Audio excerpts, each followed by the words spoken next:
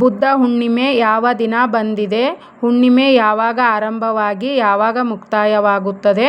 ಪೂಜಾ ಸಮಯ ಯಾವಾಗ? ಈ ವಿಡಿಯೋದಲ್ಲಿ ತಿಳಿಸಿಕೊಟ್ಟಿದ್ದೇನೆ. ಕೊನೆವರೆಗೂ ವಿಡಿಯೋ ನೋಡಿ. ವೈಶಾಖ ಮಾಸದಲ್ಲಿ ಬರುವಂತಹ ಹುಣ್ಣಿಮೆಯನ್ನು ನಾವು ಬುದ್ಧ ಹುಣ್ಣಿಮೆ ಎಂದು ಕರೆಯಲಾಗುತ್ತದೆ.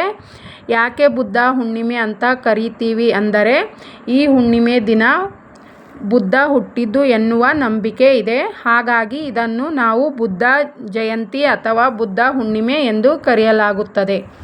ಬುದ್ಧ ಹುಣ್ಣಿಮೆ ಯಾವ ದಿನ ಬಂದಿದೆ ಅಂತ ನೋಡೋಣ. ಮೇ 1ನೇ ತಾರೀಕು ಶುಕ್ರವಾರ ದಿನ ಬಂದಿದೆ. ಬುದ್ಧ ಹುಣ್ಣಿಮೆ ತಿಥಿ ಆರಂಭ ಏಪ್ರಿಲ್ 30ನೇ ತಾರೀಕು ಸಂಜೆ 9:10 ಆರಂಭವಾಗಿ ಮರುದಿನ ಮೇ 1ನೇ ತಾರೀಕು ಸಂಜೆ 10:50 ಹುಣ್ಣಿಮೆ ತಿಥಿ ಮುಕ್ತಾಯವಾಗುತ್ತದೆ. ಹೆಚ್ಚಿನ ಪ್ರಮಾಣದಲ್ಲಿ ಹುಣ್ಣಿಮೆ ತಿಥಿ ಮೇ 1ನೇ ತಾರೀಕು ಇದೆ. ಹಾಗೆ ಸೂರ್ಯ ಉದಯ ಆಗುವ ತಿಥಿ ಕೂಡ ಮೇ 1ನೇ ತಾರೀಕು ಇರುವುದರಿಂದ ಮೇ 1ನೇ ತಾರೀಕು ಬುದ್ಧ ಹುಣ್ಣಿಮೆ ಆಚರಣೆ ಮಾಡಬೇಕಾಗುತ್ತದೆ.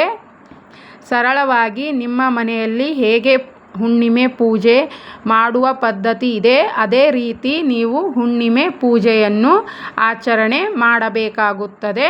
ಹುಣ್ಣಿಮೆ ದಿನ ಶುಕ್ರವಾರ ಬಂದಿರೋದ್ರಿಂದ ಆ ದಿನ ಲಕ್ಷ್ಮೀ ಪೂಜೆಯನ್ನು ಮಾಡುವುದು ತುಂಬಾ ಒಳ್ಳೆಯದು.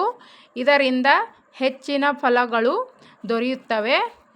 ಲಕ್ಷ್ಮೀ ಫೋಟೋ ಅಥವಾ ವಿಗ್ರಹವಿದ್ದರೆ ಲಕ್ಷ್ಮೀ ಪೂಜೆ ಮಾಡಿ ಹೂಗಳಿಂದ ಅಲಂಕಾರ ಮಾಡಿ ತುಪ್ಪದ ದೀಪಗಳನ್ನು ಹಚ್ಚಬೇಕು. ಹುಣ್ಣಿಮೆ ದಿನ ಯಾವ ಸಮಯಕ್ಕೆ ಪೂಜೆ ಮಾಡಬೇಕು ಅಂತ ನೋಡೋದಾದರೆ, ಮೇ 1ನೇ ತಾರೀಕು ಇಡೀ ದಿನ ಹುಣ್ಣಿಮೆ ತಿಥಿ ಇರುವುದರಿಂದ ನೀವು ರಾಹುಕಾಲ ಒಂದು ಬಿಟ್ಟು ಯಾವ ಸಮಯದಲ್ಲಾದರೂ ನೀವು ಪೂಜೆಯನ್ನು ಮಾಡಬಹುದು. ಬೆಳಗ್ಗೆ ಮಾಡುವುದಾದರೆ ಬೆಳಗ್ಗೆ ಮಾಡಿ, ಇಲ್ಲ ಅಂದರೆ ಸಾಯಂಕಾಲ ಮಾಡಬಹುದು. ನೀವು ಯಾವ ಸಮಯದಲ್ಲಾದರೂ ಪೂಜೆಯನ್ನು ಮಾಡಿಕೊಳ್ಳಬಹುದು. ಬುದ್ಧ ಹುಣ್ಣಿಮೆ ಯಾವ ದಿನ ಬಂದಿದೆ? ಯಾವ ಸಮಯಕ್ಕೆ ಪೂಜೆ ಮಾಡಬೇಕು? ಹುಣ್ಣಿಮೆ ತಿಥಿ ಯಾವಾಗ ಆರಂಭವಾಗಿ ಯಾವಾಗ ಮುಕ್ತಾಯವಾಗುತ್ತದೆ? ಎಲ್ಲವನ್ನೂ ಈ ವಿಡಿಯೋದಲ್ಲಿ ತಿಳಿಸಿಕೊಟ್ಟಿದ್ದೇನೆ. ಕೊನೆವರೆಗೂ ವಿಡಿಯೋ ನೋಡಿದ್ದಕ್ಕೆ ಧನ್ಯವಾದಗಳು.